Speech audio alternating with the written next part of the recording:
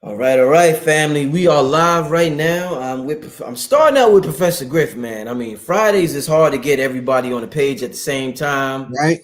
Red Pill coming in late, Soleil coming in late, Black Dot. Hopefully he can make it, but we try to make it happen. There's this awesome lecture happening on Sunday that Griff is putting together. So I definitely wanted to support the family and talk to them real quick. Give them, let the people get a little introduction to what Sunday is going to be about. But can y'all hear me? Let me know if y'all can hear me. Who's in the building? I know I'm on my other channel right now, so I know not a lot of people know what's going on right now. But people will get the replay. Whoever doesn't get it will get the replay. That's how this usually works. Let me know whoever's in here right now. Let me know if y'all can hear me. Whoever's in here right now, so we could get started with this right now. Like I said, I'm starting out with the brother Professor Griff. Let me know if y'all can hear me. I don't have my regular microphone tonight, so I just want to make sure y'all can hear me before I get started. Anybody let me know. Maybe they can't hear me. Shit. Oh, yes. Okay. All right. Yeah. So 6-point dweller. All right. Indigo child. All right. So they saying they can hear me. All right. So family, first of all, I want to say what's up. If you're wondering why I'm on this channel, it's because my channel got suspended again. Channel got suspended again they're coming down hard at you, brother. Let me show y'all. Let me show y'all. Yeah, I'm good. My channel got suspended. Let me show y'all something real quick. Let me show y'all something real quick. Show y'all this buffoonery they be. So, if you're wondering why Brother Rich is on this channel, hi, Black Magic 363. Our team has reviewed your content, and unfortunately, we think it violates our medical misinformation policy. We've removed the following content from YouTube. I said the Duke of Tears. And the one he did was on Meghan Markle, Ancient British Royalty, and a New Paradigm. Mm-hmm. So they say how your content violated the policy. YouTube doesn't allow claims about COVID-19 vaccinations that contradict expert consensus from local health authorities or the World Health Organization. Learn more here. How this affects your channel. Your channel has one strike. You won't be able to do things like upload posts or live stream for 1 week. A second strike will prevent you from publishing for 2 weeks. 3 strikes in 90 days and you're out of here. So that's basically, family, why Brother Rich, and let me get this off the screen.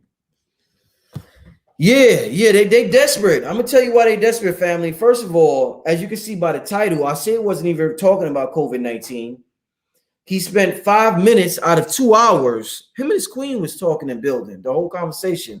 But he spent 5 minutes out of 2 hours addressing the vaccines. And they honed in on that. And they used that as an excuse. What else happened, family, is that I got another strike from a Red Pill video. So I got 2 strikes in the last week. I fought that strike and they took it away. But they're obviously coming down hard on anybody who has anything to go against this agenda that's going on right now. And you see they took Rizza Islam channel, and they taking a lot of channels down. So this is what we warned all of y'all about. We prepared y'all for. We let y'all know. So basically no one with melanin can mention anything about the jab. Shit, I'm thinking it extends beyond anyone with melanin. I don't think they want anybody going against it. Maybe I'll be wrong. Maybe I'm wrong. I don't know. Griff, what do you think? Do you think it's just you're absolutely correct, because I've been telling the people that that support me that right now it's happening to me, because they already did the 1 week. Now I'm hit with the 2 weeks. What they did with me, though, they went back to almost a year and a half ago to pull up something to hit me with. Crazy. And then I had Dr. Whitaker on, then they hit me again. So I guess I got one more strike and they taking the whole thing from me. Yeah, then you're going, yeah. So and until we establish our own, this is what's going to continue to happen, bro. Indeed. And Dr. Valentine is going to be on Monday on this channel. So if you're watching now, Dr. Valentine will be on this channel Monday, April 19th, 17th. Yeah, April 19th at 9 o'clock. So tune in Monday at 9 o'clock, and Dr. Valentine will be there. But yeah, family, it's that time where, it's critical right now. It's very critical. and they're desperate right now. So they're doing what they do, and it is what it is. You know what I'm saying? But Griff, man, we got something important happening on Monday. I mean, on Sunday, right? Yes, sir. On Sunday, we are talking about the weaponization of black music. The weaponization of black music.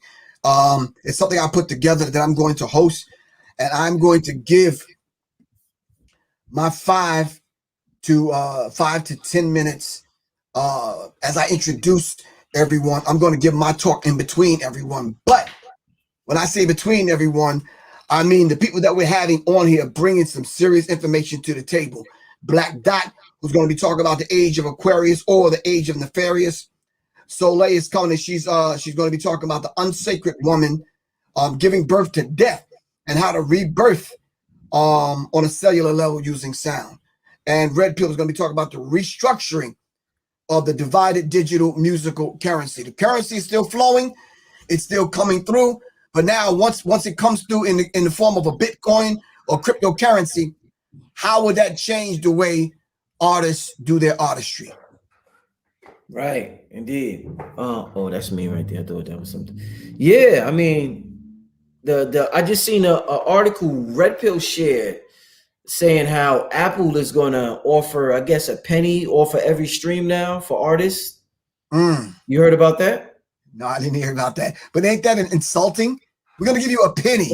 Yeah, and that's an upgrade, Griff. That's an upgrade. No, you're right. Because it was 0.02 at one time. Then the last time I checked, it's at 5.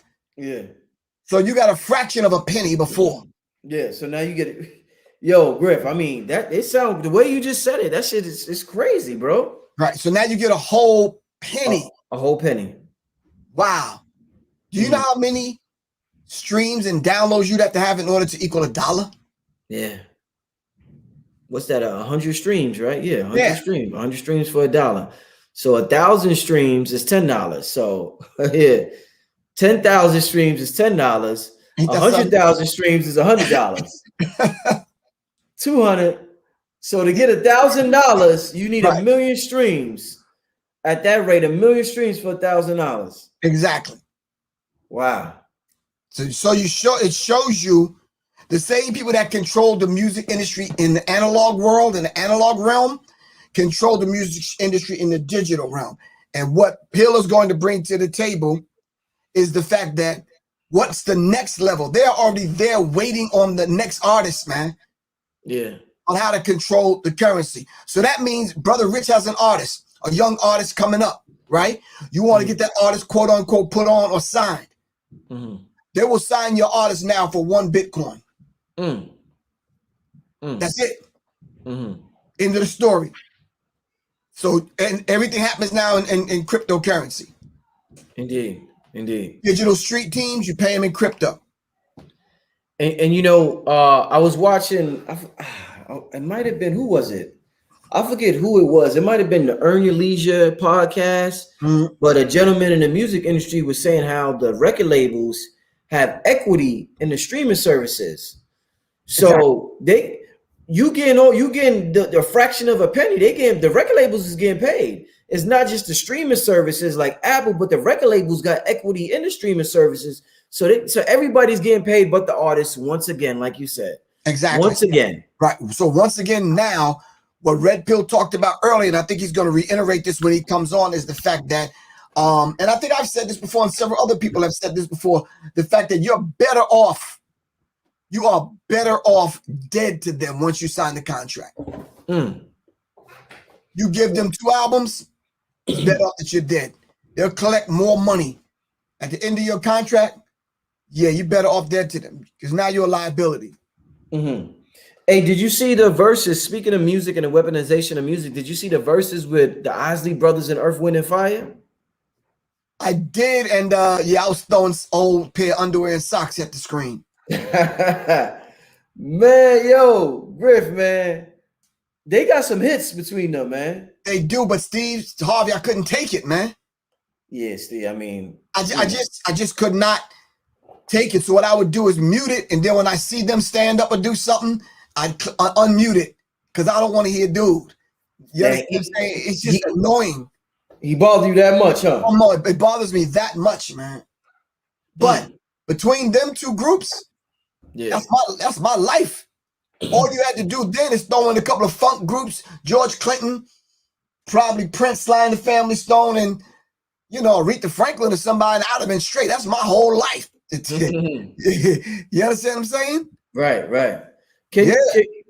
Somebody in the chat wants to know, can they get a replay option of Sunday's lecture? Can they get a replay, Griff? Yes, but I am forced to bump the price up on the replay because it's going to do a disservice to the people that's paying for it to watch it. So if it's the price slightly higher, people can contact me and I'll get it to them. Everybody got my phone number, 678-557-2919. Yeah. Indeed.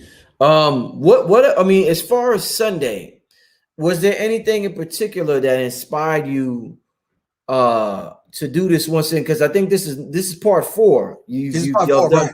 Yeah. So what was it? The Little Nas X situation? What inspired Griff to put this together? I think the things that inspired me started when XXX got murdered. Okay. I can say that and be honest. I don't really know dude, nor do I know his music. But then the Nipsey, XXX, what's the dude, man? The clown dude that got out of jail. Kodak Black? Is that? No, not Kodak Black.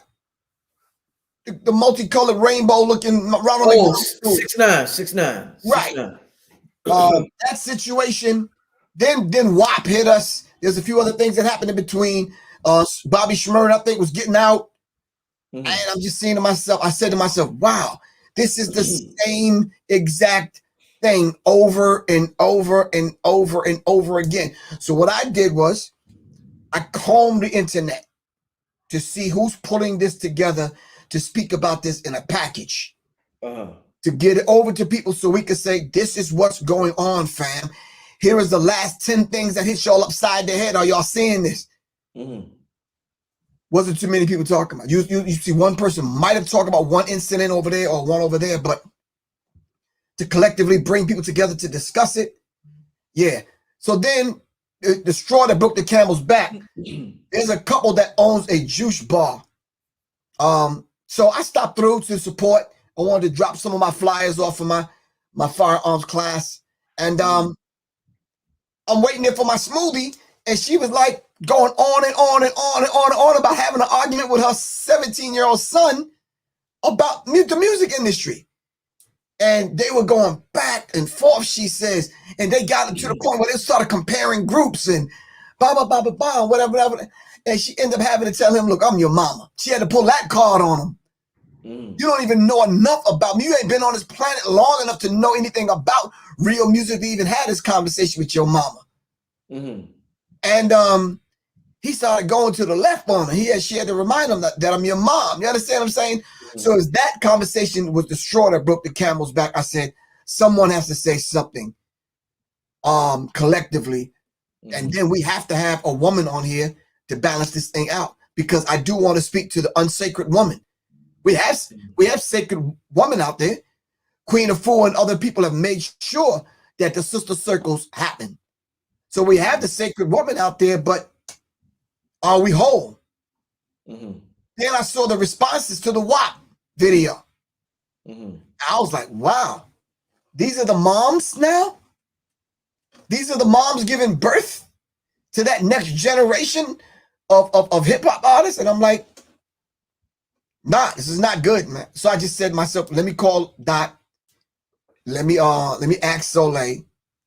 And I think Red Pill came on a little bit later on. And I just said to myself, someone has to speak to this. It would have been cool if we would have had high-tech cameras set up where we could do this live, but we can't right now. So this is kind of like the best way, man. The weaponization of Black music. This is the 4th one because we spoke to this over and over and over and over. Supernova Slum. I spoke to this particular thing with him and the Pills. I spoke to this thing with Black Dot. I spoke to this thing with Dr. Wesley Muhammad. Me and my wife put together musicology. We was going to dive into the metaphysical aspects and the psychic aspects of this whole sound thing and how we're being attacked on that level. So I said, let me pull everyone together and do the weaponization of black music because we cannot be satisfied with what we're hearing right now. The things that are permeating our cell phones and coming through our earphones, it's not good, man. It's just not good. It's not good for the psyche, the soul, the spirit, the intellect, the mental, or the physical. It's just not good. It's truly not. It's truly not. And that's why I start off by talking about, you know, the verses between the Isley brothers and Earth, Wind, and Fire, because there was a lot of, you know, they often say music is a reflection of the environment. And the environment wasn't all that great when they was making this music, but somehow they still made this music. So why do you think we continue to use that excuse of I'm only a reflection of my environment when we proved before in the past that even if our environment is past, we can still pump out love music? Exactly. And it doesn't have to be the mushy kind of love. We're not asking for every song to be a Babyface song. Right. But, although we need the Babyface song. I know I needed a Babyface song years ago. We'll talk about that later, but I'm just saying, if it's a reflective of what we're going through in our homes, in our community, in our lives, and how we relate to one another and how we relate to other people, it's a beautiful thing that we would balance it out then, right? You would think that we would have a balance, but for a WAP song like WAP to go uncontested and then end up on the Grammys, it just goes to show you. For a dude to be lap dancing and giving a lap dance to the devil, it presents a problem without offering the balance. You would think with what's going on in the neighborhood, with artists coming out and artists that have been out watching what's going on after we've been through the murders of young black men by police officers, after we've been through the pandemic, after we've been through all that we've been through, bringing the black community's morals down to such a degree where what Black Dot said is true. They take the lowest essence of what we have to offer in the culture and they give it maximum exposure. So all this that black people are going through, you think an artist would submerge up out of those ashes to offer some balance. You would think an artist would step up and say, you know something? Let me talk to my people. Right. You would think we would have 4 Lauryn Hills right now on the scene. Right. You would think we'd have the rebirth and the remix of any of the Queen Latifah song. You understand what I'm saying? You would think we would have the spirit of some of those songs that we've had that got us through some of these turbulent times and turbulent periods. You would think we would have some of those remixes. You would think with some of the women that are artists out there, seeing their children watch these things, you would think they would offer us something. You would think some of the more conscious of the trap rappers, the mumble rappers, all right? You would think even with what they're seeing going on with their peers, you would think they would have a word to say, a comforting word to say, an encouraging word to say. Nah, man, nah. I've counted over 45 deaths in hip hop just over the last 2 years. Wow. For different, various reasons. And one thing that keeps happening over and over and over and over, oh, did you know so-and-so passed away? Damn, how old was he? 40-something. How did he die? Drugs. Preventable things that we've incorporated in our lives that we have made applicable to our lives right now that's keeping us above ground, that's keeping us healthy. I don't care if it's crystals. I don't care if it's tapping into ancestral worship. I don't care if it's a certain level of ions or whatever it is in bottled water. I don't care if it's giving the science of what a goddamn avocado can do. I don't care what it is. It's keeping us above ground. Where are those songs? Where are those artists? And even if those artists are not making those songs, how come they can't put somebody on that can make those songs? Pill said something very deep the other night. If we start offering lucrative contracts to those artists to do positive songs, we'd have an influx of artists making positive songs. But we don't control the punishment, nor do we control the reward. Am I right, Pill? That's a factory. If we were to offer these niggas 2 Bitcoins to say some shit that's worth saying, they would Right, do it. You feel me? If the new contract is 10 Bitcoins, you could get signed for 10 Bitcoins, but your album have to be balanced. right, You have to be socially conscious in at least 3 of the songs or 4 of the songs. We need the blueprint that helped the artists in the 90s pop off. Because remember, back in the days, all of the big artists had conscious cuts. DMX had slipping and a few other ones. You feel me? Uh, there was different artists that they had their different take and whatnot. So if you're gonna come out and you're gonna claim I'm a product of my environment, well, the product that's in your environment right now is police brutality, gentrification, mental health issues, black mental health issues, poverty. You know what I mean? The prison reform. All of the stuff that people are talking about, even the quote unquote big homie rappers. So if you're a product of that, why don't you rap about that? Right. Hey, so at this point, Red, do you blame the labels and the gatekeepers, or do you blame the people? Because the people could easily make a Cambada go viral. The people could easily make a Rock go viral, a Facts. Professor Griff go viral, but the Facts. people don't make Cambada go viral. They don't make a Loaded Lux go right. viral. The people make Little Nas X and what else we have. Not saying that coming at these artists in particular, but the people have the power to make these conscious artists viral, and they choose not to. I wouldn't say that there's a necessarily blame to lay on someone directly. I would spread that shit evenly to say that men lie, women lie, numbers do too, in these day and age of, Yeah. numbers fluffing up the numbers, click farms, Yeah. buying followers, buying likes, manipulating the matrix, playing with the cheat code because at the end of the day, it's boiled down to an algorithm. You know what I'm saying?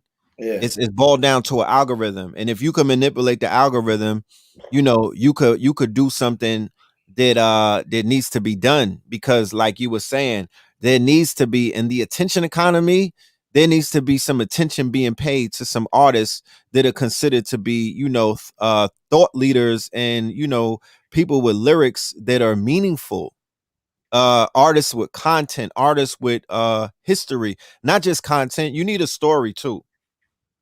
You Yeah. know, you need a story. I don't know some of these artists' stories, but I know the story about a rapper who killed his best friend and put him in a trunk, and he's locked up in Florida. I don't even know this nigga, but I know his story.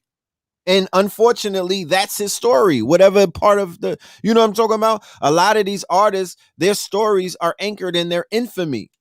You hear about, I know people was like, damn, I didn't even know who NBA Youngboy was until I saw his mugshot. I'm like, nigga, you don't know who NBA Youngboy is? They like, nah, they had no idea. They heard the name, but couldn't put a face to it. So these artists, along with their PR teams, right? They know how to manipulate to get their name into the news cycle in ways that haven't been repeated in these communities and whatnot. The labels are in cahoots with a certain genre and with a certain energy and with a certain message and with a certain image, right? And then they'll deny that a Ciroc or a Soleil or a AA or a Red Pill or a Cambada, they'll deny. They'll say, nah, I don't know how these artists can sell. I don't know how we can market them, right? Even with the numbers that they could easily crunch and see, but they'll be like, yo, I could easily market a gangbanger, right? Who's on bail for a body. You know what I'm talking about? Who raps about running down on his ops and whatnot. And rumor has it, he got a few bodies under his belt. We could sell him. You feel me? Mm. So the labels are in cahoots with the certain type. If they say that Black Lives Matter, right? And then we're in the middle of a war, how is it that the quote unquote woke budget hasn't gone towards a woke artist? What artists do you see that are considered to be woke that they're putting in the forefront and they're putting millions of dollars in them? They gave you Kendrick 4 years ago, and they like, yo, y'all not satisfied? But I'm just here to share that this to show you how the dichotomy works, how they work that spectrum. He's such a great artist. He's such a phenomenal artist. He's such a complete package that they only have to give you like one or two of them. But there's 8,000 Lils on Spotify right now. I heard AA dropped the it's 8,000 plus, my good brother. Damn. You know what I mean? On Spotify right now, artists with 8,000. LIL Wow. in their names. Wow, 8,000. And the number has to keep going up because every day as I swim through the sludge called World Star Hip Hop, I'm introduced to 80 more. Right.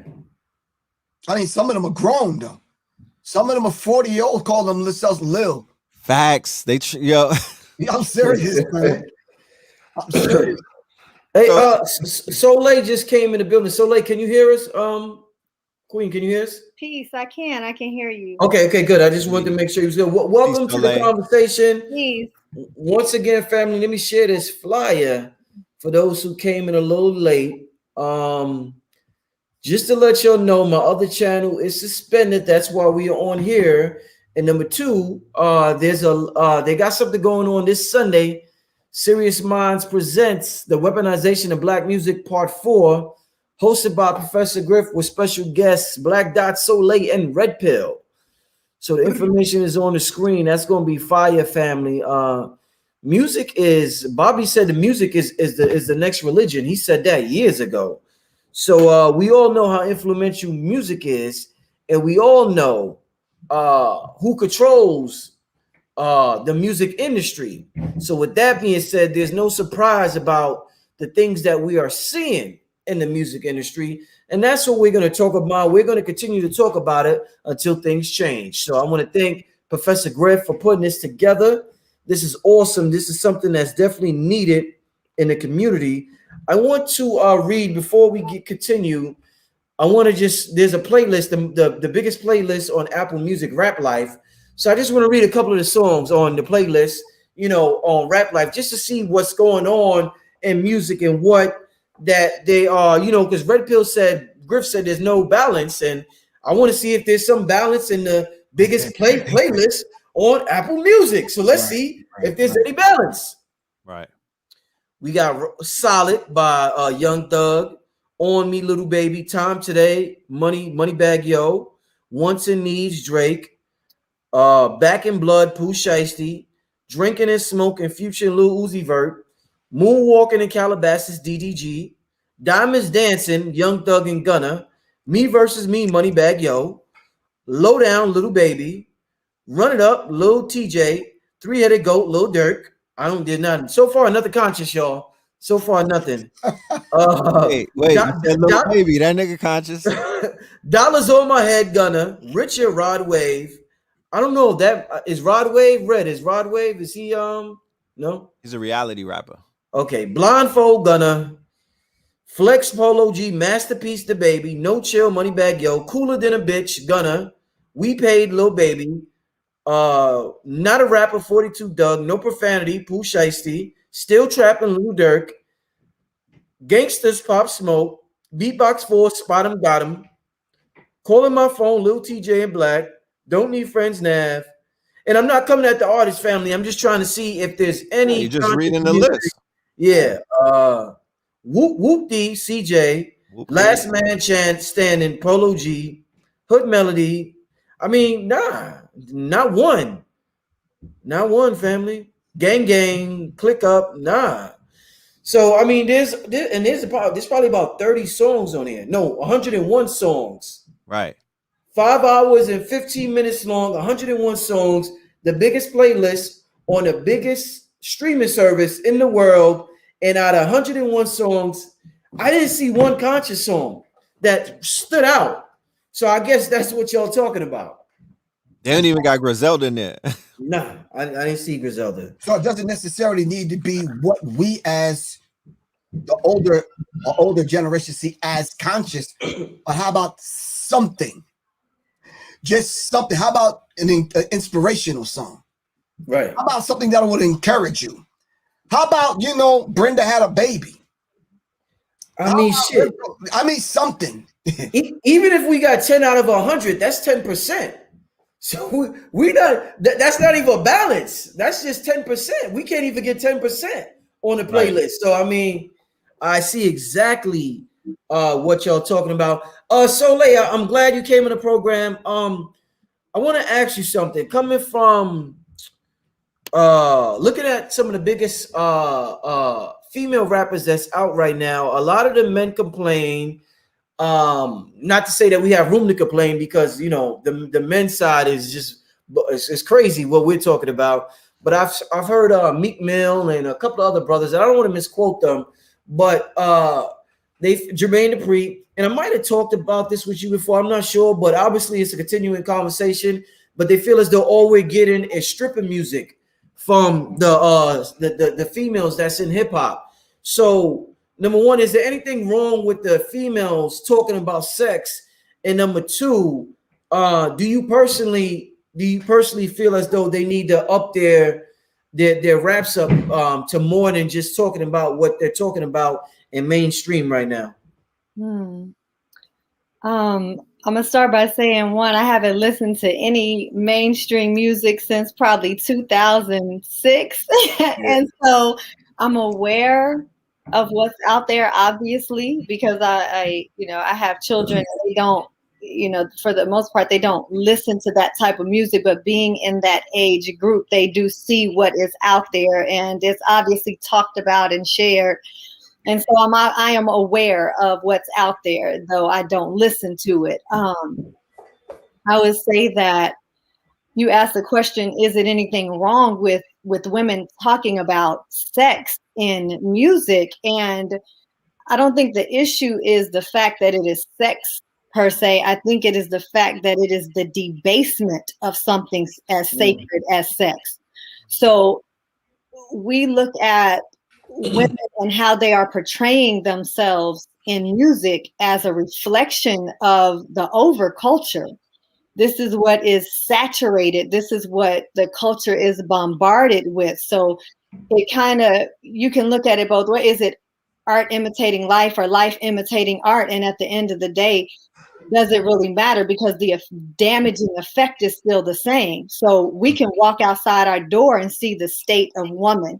We can see the state that women collectively regard themselves, and how they are regarded by men. And we can see the damage that it has had and continues to have. And this didn't happen overnight. This didn't happen with hip hop. We've seen the degradation of women happen over thousands of years, if we go back in history, but we're seeing it now in a way that is so overt and so debased that this is I hear people defend what's happening, and I don't blame these sisters. This is what they've been birthed into.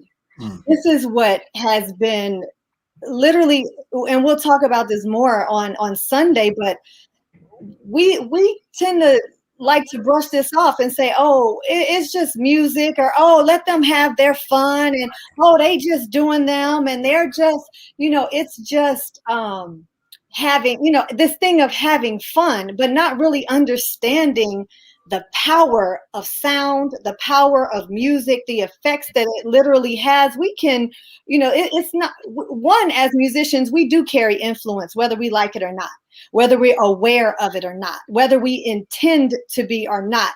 But the sounds we emit, the messages that we put out there, the images that we put out there directly impact people, especially the young children that they're marketed to. And there's thousands of studies that have shown the power of sound and music literally on our bodies, literally on our brains, literally how it has the ability to change our ability to how we perceive time, how it taps into our primal nature and fears, how it can make us fall into an emotional state, how it can, on a positive side, repair brain damage and brain cells, or how it can destroy them, how it can make you smarter, how it can evoke memories, how it can they're using 40 hertz to heal Parkinson's disease, and we're still running around talking about, oh, it's just music, they just having their fun. But you walk outside and you see the state that particularly Black people are in, because we become all that we consume. We're consuming a bunch of deep. It's not even a question. We could sing and talk and rap about sex all day long, but in what context are we holding it? Because women have become so overly masculinized. Even if you look in a pretty shell, energetically masculinized, and not even divinely masculinized, but toxically masculinized. The worst of what we perceive to be masculine, and then emulating that negativity. So taking and doing because men were doing it, now it's okay. It's never been okay in either way, whether we knew it or not. Because when we take frequency and then put intent to it, we either get healing or destruction. And so what we're seeing is a culture of death, a frequency of death and destruction and toxicity, where women are no longer behaving like women, which is why the topic of mine, unsacred woman. And we no longer have, I always talk about women innately being mothers, whether you ever birth children or not, because that's what we're put here to do. Whether you birth children or not, women are put here to nourish, to nurture, to care for the things of the earth and all the things of the earth. We're so far from that. We're so far from that. I walk down the street and go in the stores, and I watch women running around, dragging their children, barely paying attention to them, cussing them out, with trying to look like what they see on the videos, and worried about that, and being overtly hypersexualized, and even caring for and nurturing a child who's trying to get their attention. Like, we're so disconnected. And this music is a reflection of that, and it's also a part of the problem. So it's a reflection, it's a mirror, as well as an influence. So it's both and so I don't even think the question of can we or should we be able to, absolutely we should be able to, in the context of something that's going to be building us up, something that's going to be talking about mutually beneficial sexual relationships, not how you can get over on somebody with your sex, how good it is, because I'm trying to watch my language. Yeah, no, definitely, yeah. But even with repeating what's being said, but we can explore all those aspects of sound and music and see the damaging effects, but we like to make excuses for things we like, things that make us feel good, as opposed to really saying we need to grow into come into a more mature and higher level of consciousness, and say, even though I may like this, this may make me, I like listening to this is damning and damaging, and I'm not going to support this in any way. I'm going to support and educate, first beginning with myself and then those around me. So, and I could go on and on and on and on and on, but we'll go on and on Sunday, and going deeper into some of the science of sound, some of the ways that we can use sounds, the way that, on a quantum level, how we can use sound. But if we know and understand the power that sound has, the power that it has to heal or destroy, then how can we just walk around here saying, oh, it's just let them have their fun? And then you walk outside your house and see the state of woman. You see the state of young men and old men and older women, and being directly influenced by this vibrational frequency that is being pumped out. And not just how when we were coming up, where you had to go buy a record or listen to something on the radio, and it was still somewhat censored on the radio. Now they're bombarded with it 24/7. Because of social media. Facts. So it's even more toxic. And then you have a generation of youth and adults that aren't able to even digest it. So we know that we become all that we consume. That's what we're looking at, what we're listening to, what we're taking in our mouths, who we're allowing in our bodies, all these different ways. But you have to have, on a physical level, think about digestion. You have to be able to digest everything you take in, or it becomes toxic. So if you're eating something and your digestive fire in Ayurvedic tradition, which I study, is your Agni, the fire. If your digestive fire is not strong, the foods that you take in will become toxic to your body as opposed to healing and nourishment. So on a spiritual level, if we don't have any daily spiritual practice, no daily sadhana, nothing that is supporting us in a way that even when we do happen to hear some nonsense or happen to hear some destructive programming, if we don't have a spiritual fire that we are tending to daily, we can't digest that and it becomes toxic to us spiritually, emotionally, mentally.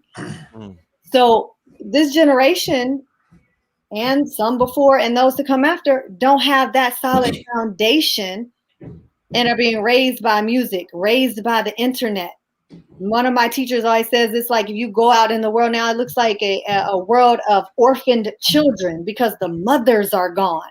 Who is propping up and rewarding greatly the women who are being morally upstanding? And I'm not talking about prudish, because that's a whole nother issue where we have the virgin whore dichotomy where you have to either be the holy mother or you're a whore.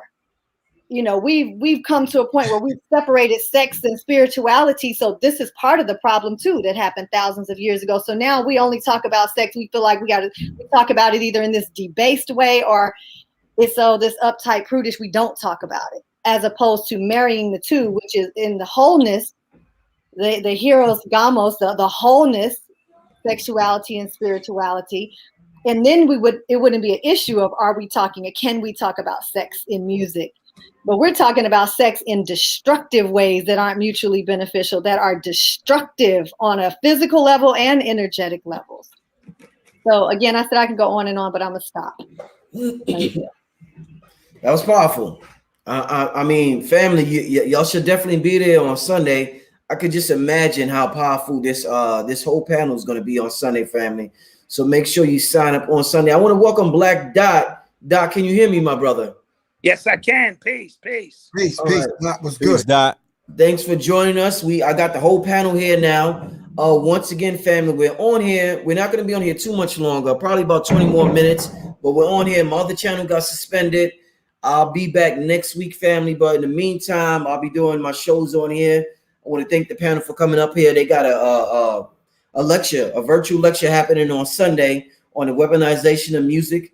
And it's awesome. I advise you and your children and your family to attend because music is one of the most powerful tools that's available that influences the entire world. With that being said, Black Dot, I want to start with you and then we could go to some of the other guests. In terms of all the complaints that we get with music, how much blame should go on the parents who are, some people may say, are dependent on the media, the television, the radio to be the babysitters for their children because they got something else to do? So how much of the blame goes on the parents? We blame the record labels, we blame the artists, but what percentage of the blame goes on the parents, Black Dot? That's a very good question. And peace to the brothers and sisters. Peace. Looking forward to Sunday. The parents have to take some responsibility. I've always felt keep your hands on your children in the literal and spiritual sense. So I've sacrificed a lot of outwardly things for personal gain to keep my hands close to my children so that I can be a part of whatever they want to be a part of.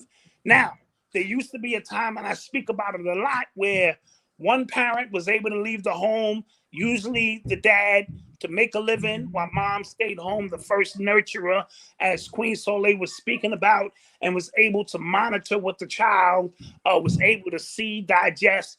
But then there came a point where even if you had two parents, the way society is structured, both parents have to leave the home.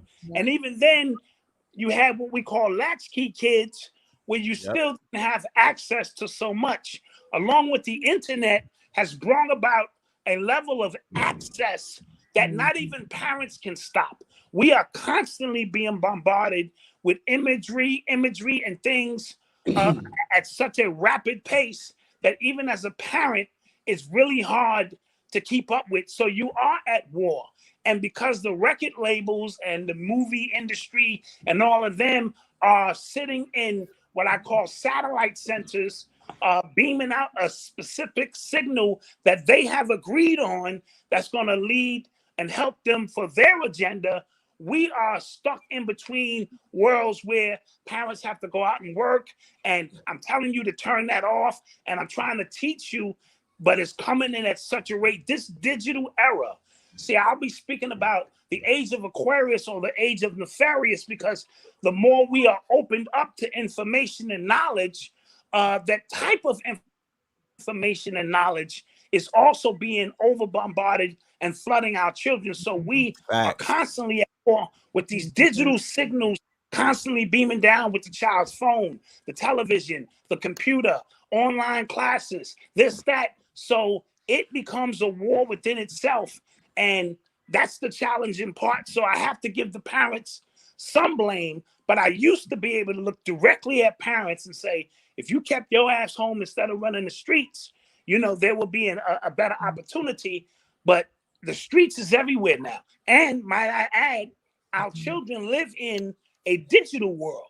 We as parents, we analog. So we trying to understand the digital world. Some of us are young enough to get involved, but the parents who are older, they are literally analog while their children are digital, and their children can have different personalities, an avatar, a whole movement that's in the digital world that the parents are looking for signs in the analog world of what their children are doing, and they have no clue. It's directly in front of their face. So these are the challenges, you know, that we are faced with. So it's not as cut and dry as get the kid home, put him in the house, because these digital frequencies are right in front of our face, and your child could be a star, a porn star, a legend, a philosopher, a number of things that you may know nothing about because you're looking in the wrong places.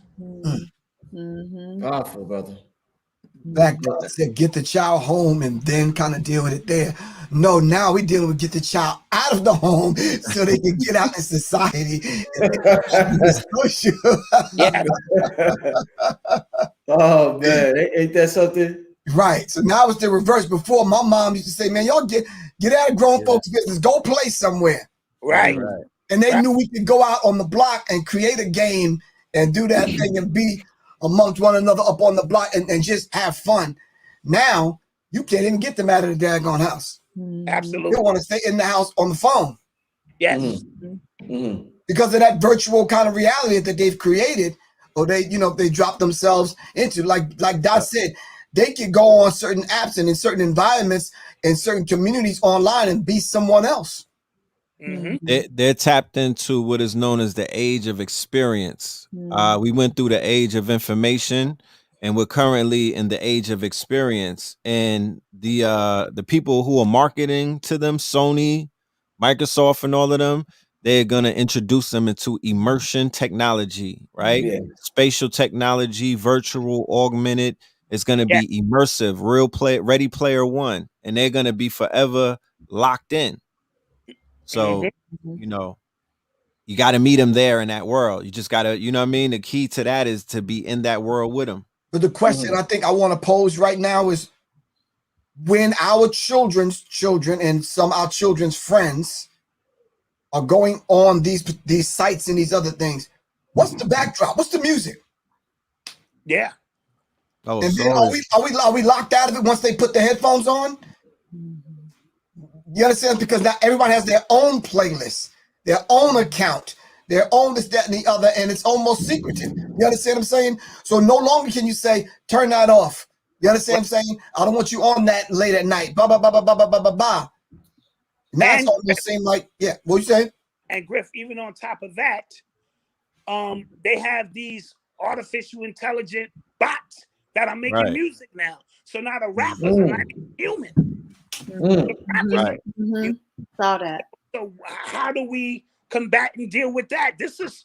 Listen, guys, there's a brave new world out there, and we have to brace for some things that we never thought we would see in this day and time. I mean, if you my age and above, you never thought you would see this, and we have to embrace. So it's very important that we have these conversations for those who parents who feel like us. Like I want to be involved, I want to be engaged, but I need access into it in which I can allow them to have their space, but I can monitor as well. Because if not, like Red said, they can have a whole nother submersive world where they're coming out with these glasses. Apple is coming out with these glasses and all of this stuff that opens them up to a whole other world while we're steady watching Wendy Williams and shit.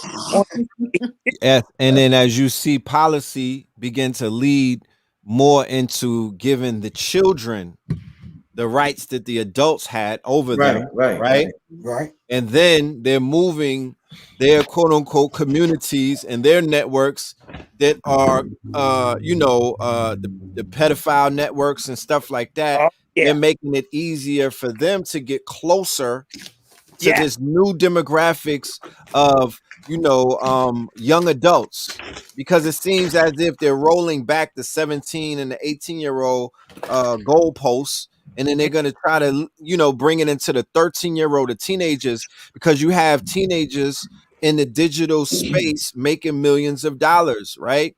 You have teenagers in the digital space going to college. You have Yeah. teenagers in a digital space that have millions of followers. They're considered to be macro influencers at 12 and 13 and 14 and 15. So when you begin to see the shift take place in those type of spaces, it's not far-fetched to see legislation to begin to, get introduced to say, look, let's make these younger children adults faster, right? So now they're giving children that are 13-year-olds the choice and the through Dwayne Wade's son, who was an advocate for the gender changing and whatnot, but not having your parents being able to override your parents. Then legislation to have children override the consent of the parents when it comes to the vaccination. Yes. These are all steps, right? These are all steps to grow our children up faster than, they may be prepared to actually grow up, because certain parents will be like, oh, it's just a natural order. But my thing is to look at what's the foundation behind it? Who does it benefit in the long run? So that's an excellent point. That's an excellent point. I didn't even think about that. That's an excellent point. So I mean, wow. I mean, yeah, because we got a lot of teenage millionaires out here right now. Who parents can't, sure. And their parents can't tell them nothing. They're making more money than their parents ever dreamed of. Yeah. Look, not for nothing. You even see it in recently, where on Fox News, the young 13-year-old that got shot in Chicago, he called him a young man. What was the I think it was either Sean Hannon, one of the broadcasters, Tucker Carlson. Tucker Carlson. He said that was a 13-year-old man. Yeah. Right. So we've been here before, though. I just want to put that on record that we've been here before. When you say when you say when, could you clarify so people you could give the people a reference? And when you say we've been here before? Well, we've been in a situation where children at the age of 13 were forced to be adults. Mostly throughout time. There's been a small period of time that children were actually allowed to live like children. And that's almost a barometer to see where you are as a civilization, to whereas the children can naturally live out a childhood, right? Or are they subjugated to growing up mad quick and forfeiting that childhood, right? To grow up like the child soldiers and whatnot, like children on plantations had to, right? Like certain children in the island that are forced to grow up. Like I've seen videos in China where they had 3-year-olds at the wok smoking a cigarette. Yeah, I saw that. Yeah.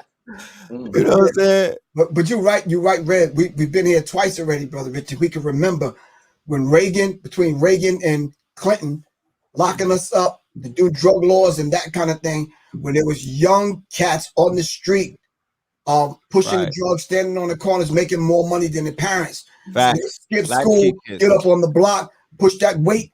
By the time the parents get home, they'd have what the parents made in a month. Facts. And then when the music, I'm sorry, go ahead.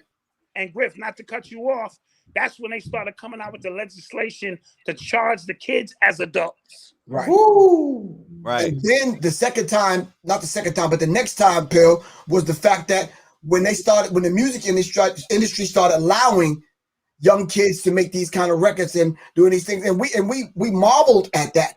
Young kid, Michael Jackson, young, came up, his dad did the right thing, he groomed him, whatever. Even with child actors and child stars. So there's been several times where the children made more money than the parents.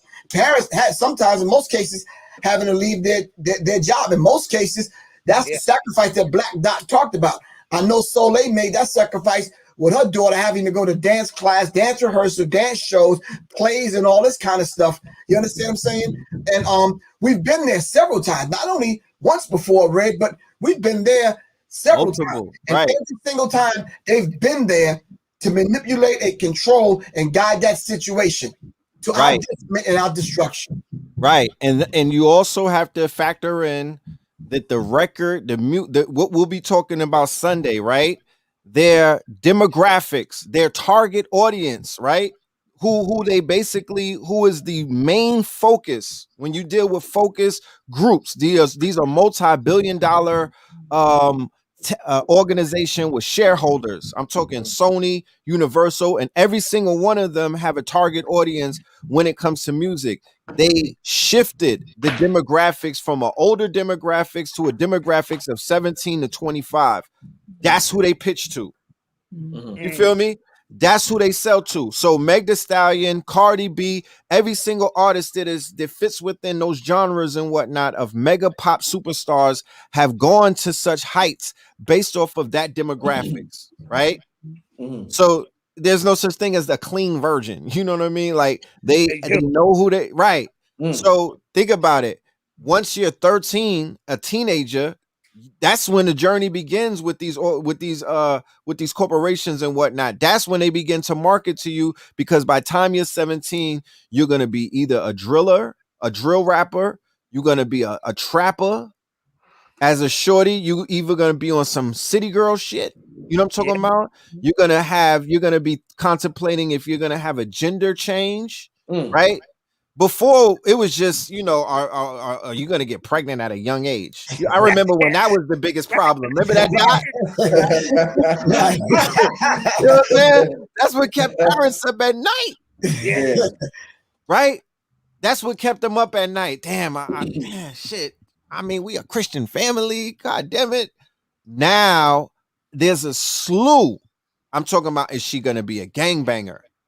Right? Is she about to go and catch a body? Is she about to go and sell a body? Is she about to let somebody flew her out? Is she gonna run away to get flued out? Right? Is she gonna bring a Lil Wayne lookalike home? And who's also Is she gonna change her body? Is she gonna change her body? Right.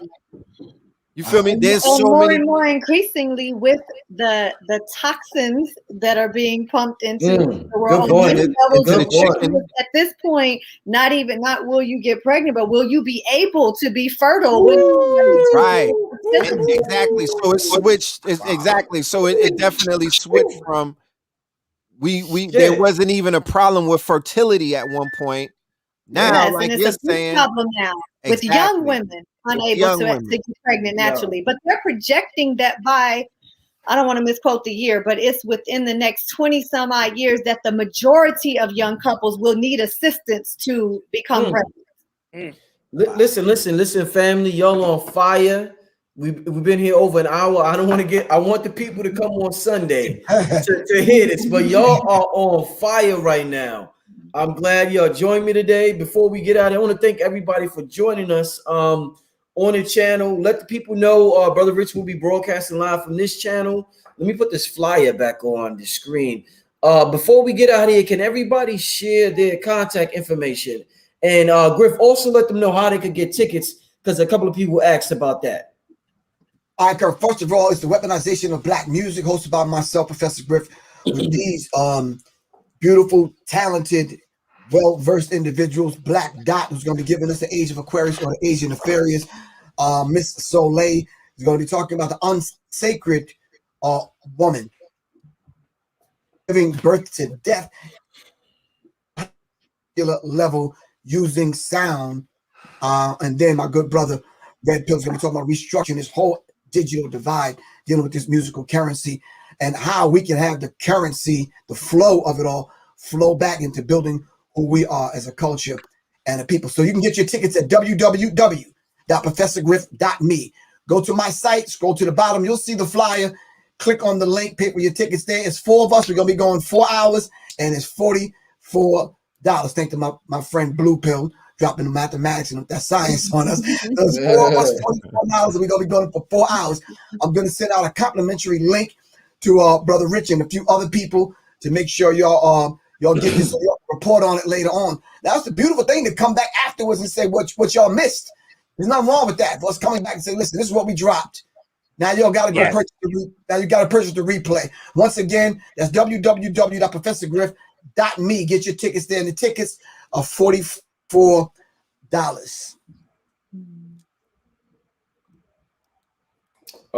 Black Dot, you want to leave your info? Black Dot UrbanX TV. You can catch me on my podcast every Monday and Thursday at 9:30 ish. We just launched a pay site, a membership site at www.urbanx.nyc. You can sign up for some exclusive new content, new programming that we have coming, and I look forward to hollering at you guys on Sunday. Sure. Soleil, you want to leave your info? Absolutely. You can reach me on Instagram. I'm Mrs. Soleil, MRSSOLE, and at Goddess Temple of Love is my temple site where we are raising the vibration of love on the planet through healing modalities for women. I do two 12-week courses a year called Embodying the Goddess, a return to sensuousness and embodied love. So working with women and the trauma and fear and abuse and oppression of women that has happened over thousands of years, and how we see the results of that now. So they can find that information on Goddess Temple of Love and at iamsoleil.com. All right. Red. Yes, Phil Moreland, Phil_MORELAND on Instagram. I might be getting shadow banned at the moment, so you got to type my whole name in there. Mondays and Thursdays on YouTube, Know the Ledge Radio, Melanin Mondays, Third Eye Thursdays. We will be popping up in Kentucky for the Juneteenth weekend. Look out for that. It's going to be me and Blue, Boyce Watkins, Styles P, and our good brother Sabir Bey. I'm also going to be in Atlanta in May 22nd. We have the Evolution Will Be Digitized ATL edition. That's going to be a 2-day workshop / seminar dealing with all things techno, blockchain, Bitcoin, crypto, you name it. And in 420, I got the legalization of marijuana and hemp industry with Smoke and Grow Rich tours. That's going to be on Zoom. Check that out. That's going to be, you'll see the flyer on Instagram page. Yeah. So thank you. Appreciate it. Indeed, family. Once again, this Brother Rich. I want to thank all of y'all for tuning in to the broadcast. The information is on the screen. Make sure you sign up for the Weaponization of Black Music Part 4. To all my guests, thank you for coming on. And we getting out of here, family. Peace.